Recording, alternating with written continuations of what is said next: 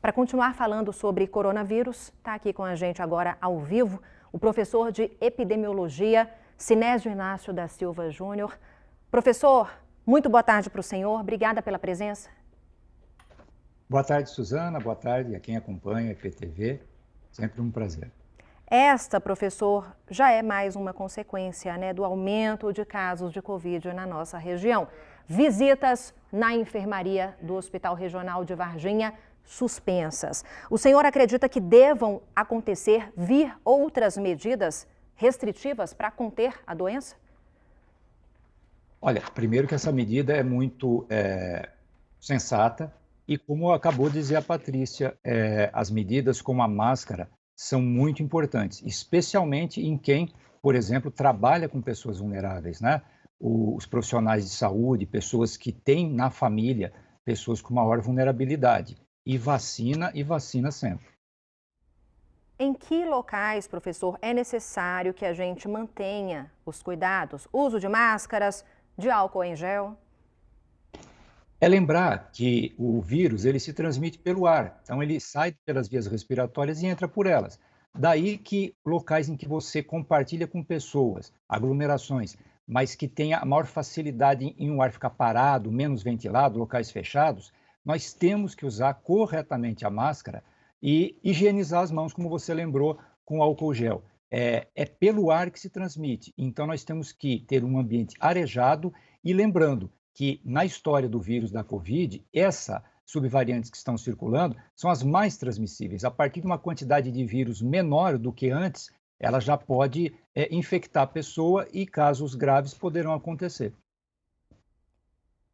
Como os mais de 40% de adultos que não receberam a terceira dose da vacina contra a Covid aqui na nossa região podem contribuir para a piora deste cenário, professor? Suzana, me permita, uma pergunta muito importante, vamos até mudar um pouquinho. Como estão contribuindo para a piora? É preciso entender que, de fato, hoje, a vacina, porque o vírus se aprimorou, ela protege menos contra a pessoa ser infectada. Mas ser infectada quer dizer apresentar sintomas, né? Protege menos, é verdade. Mas ela ainda protege para que a pessoa vacinada com todas as doses reproduza uma carga de vírus menor. E aí ela pode passar uma quantidade de vírus menor para os outros, portanto, facilitando a defesa dos próprios outros. E quando isso acontece, mesmo essa quantidade de vírus menor, por pessoas que não foram vacinadas, chega em alguém vulnerável, isso pode significar uma morte, um sofrimento desnecessário. Sem falar desses que você falou, que estão com a vacina em defasagem, que podem ser de grupos de riscos, afetando a própria vida, a própria saúde.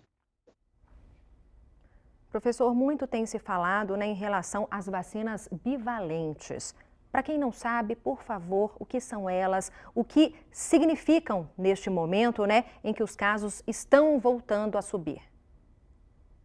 As vacinas bivalentes, como o nome diz, elas têm uma dupla valência, é porque elas são feitas com o vírus original que provocou toda a pandemia e essas cepas da Omicron mais atuais. Então, elas tendem a proteger, como a mesma vacina atual e anterior, muito contra casos graves e mortes, só que a bivalente ela nos ajuda, de novo, a recuperar uma maior proteção contra o espalhamento do vírus. Então, nesse momento, se já estivéssemos, inclusive, tendo uma cobertura com a bivalente, começando prioritariamente pelos grupos mais vulneráveis, a gente estaria diminuindo internações, óbitos que estão acontecendo, em média, um óbito por dia aqui no sul de Minas, por Covid, e diminuindo também a quantidade de casos, controlando a pandemia.